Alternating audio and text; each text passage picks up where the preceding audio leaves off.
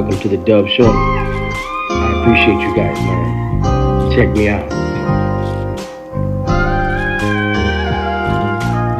I caught an L at a young age, stretched out. Getting 24, homie, I got 5 out. Now on YouTube, trying to get a paper route. Coming till you know the deal, we on some grown shit. What's cracking, everybody? Welcome back to the channel. New video. Something I've been asked a few times over the years has to do with the Italian mob dudes. I've been asked, are they in California state prisons? Who do they run with? And how is it for them, right? And today I said, you know what, I'll talk about my interactions and try to answer those questions. So, a few videos back, I talked about a Sally I had in Tehachapi. We were in Pelican Bay together, and then Tehachapi. He was the OG, had started doing time in the state in the 70s, right?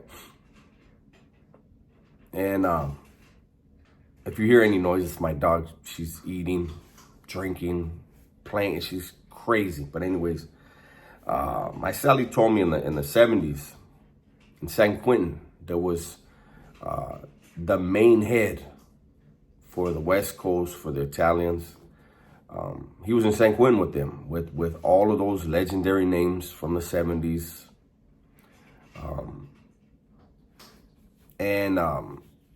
He told me he was actually there when this dude, I'll just say his first name was Mike, right? If I remember right, his name was Mike. And that he had told one of the most legendary names, he had told him, hey, this thing you guys got right here in prison, the power and influence that you guys have inside of these walls, if you guys could move it outside of the walls, you guys would be unstoppable. And, you know, as some may know or should know or have heard, in the 90s that was instituted. It took a long time for them to get it to work. But anyways, that's not my business. But I bring that up because, you know, this is somebody who was from New York, who was a part of that thing and saw something and was pretty blown away. Now, my dealings with them. So, the only time I ever did any time with what they call themselves wise guys was in New Folsom. And there was 3 of them on B facility with us. But I want to say, in my opinion, only 2 of them were actually made. The 3rd one, I believe, was just an associate, a hang around, whatever they call it. But they were really cool people, man. One of them was from New Jersey. I don't know what family over there in Jersey. I don't know how their thing works, right? But he was from New Jersey, that I remember. He was from New Jersey. And he had come to California. I guess he had done a thing for them in the Bay Area. And then he had to go down to LA to handle something in LA before he went back to New Jersey. The thing in LA went sideways. I believe there was a shootout with the LAPD. If my memory is correct, his partner that was with him was killed in the shootout with the cops. And whenever you're in those of you that I don't know if you know this, but if you and a homeboy of yours, friend of yours, whatever you want to call them, are out there criming and both carrying guns, and you get in a shootout with the cops, and the cops kill your criming, you get charged for that murder. Just so you know, this Italian dude was not the first one I met that was charged with the death of the criming. I also met an East Coast Crip, one of the ones that was involved in the incident in Calipatria when they rushed into the program office. He had gotten involved with the LAPD in a shootout with the LAPD. Same thing. They killed this crimey. He got the life sentence for it. Now, getting back to this dude, the one from Jersey, maybe you don't know, but Mexicans tend to give people nicknames based on characteristics, something to do with you, right? And so this dude doesn't take too much thought, right? Take a guess. What do you think the nickname was that the Mexicans gave this Italian dude? You guessed it. We called him Italiano.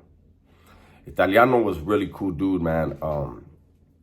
He dressed like he was like a preppy dude. Like, so how does he do that in prison? Just the fit of his clothing, I guess you could say. It wasn't all big and baggy. He was like a clean cut dude. Very, very, very, very respectful. There were a few homies on the yard with us in B Yard in New Folsom at the time that were in the LA County jail with him. They had mad love for him from their interaction with him there, and it followed him to the state. And it was said, we were told straight out that Italiano right there, if anybody fucks with him, get his back, eh? We ain't letting nothing happen to that dude. So he had this was back when we still could get family visits. This is 95, right? And I remember he had a son. His wife was coming to visit him, and he had a son. I remember there was an incident where a Hura tried to disrespect one of the homies, and Italiano ran over there to jump in, but the cops had closed the slider to the rotunda before he could get there. This dude was very, very cool, very respected by the camaradas. The Southerners on the yard, they respected him, they liked him. He was humble. Then there was another one named Angelo. Angelo, I believe, was from Sardinia, because I know he was from an island. Well, he was not from Sicily. And Angelo was the complete opposite of Italiano. I don't know where Angelo had been before I met him, at least what yard he had been on, but I know he had done something. I guess he had whacked somebody. He went to Corcoran Shoe, and he was around, homies in Corcoran Shoe. And then when they transferred out, he came to New Folsom. This dude, really thick accent. Italiano didn't have an accent, but Angelo had a really thick accent because he really was from that island. And I don't know what kind of work he was doing out here that got him caught up. But Angelo his entire stilo, his whole style, his dress, kind of a little bit of his mannerisms was all Southside. I mean, he would be out there on the yard, and he would have his pants creased up, big ass pants, pleated, creased up, baby cuffs at the bottom, 3/4 sleeve shirt, blue shirts, baby cuffs on them. And it was a trip. He used to hang out a lot of times. If he wasn't walking laps with Italiano and then the youngster, we'll get to the youngster. Won't say much about it. Actually, I should have started with him. But Italiano would be in front of the canteen. If he wasn't walking laps with the other two, he'd be in front of the canteen, and especially on canteen days. And he had this leather wallet, right? And when homies would walk up, to see, check on canteen, whatever, he would pull out that wallet. Hey, homie, how you doing? But really thick accent. Buenos dias. How you guys doing? Camaradas, this and that. And he would open the wallet, and he had a bunch of cigarettes in a row all the way across the two pockets. And he would say, hey, you want a frajo? Buenos dias, you want a frajo? And nah, we're good, Angelo. Enjoy yourself. No, come on, take one. Again, very fucking humble dude. But it was a trip because him and the other two Italians would be walking the track, and they'd be talking their thing. Real quick, the third one, the youngster, the one I do not believe he was made, but he was caught up in something They said he was one of theirs. I don't know if they meant because he was Italian. I don't know what they meant by it, but hey, those two dudes were made. They said that was their friend, and he was, you know, all the homies respected all three of them. And but Angelo and the other two would be walking the track. And as I said, Italiano was very quiet, very observant. You could tell that dude he was a killer. He was with this shit. Little Italiano, the youngster, he would just listen to them. It was rare he would talk. He would just listen to them. And then you had Angelo. He loved to talk. And he'd be talking, they'd be walking the track and he'd be talking. And sometimes, you know, we'd be walking the track and you can hear other people's conversations on the track. And Angelo would be like, fuck the motherfucker, he's a fucking rata. The motherfucker, he's a rata. And it was funny. Hey, we were like, hey, Holmes, check this vato's whole stilo out.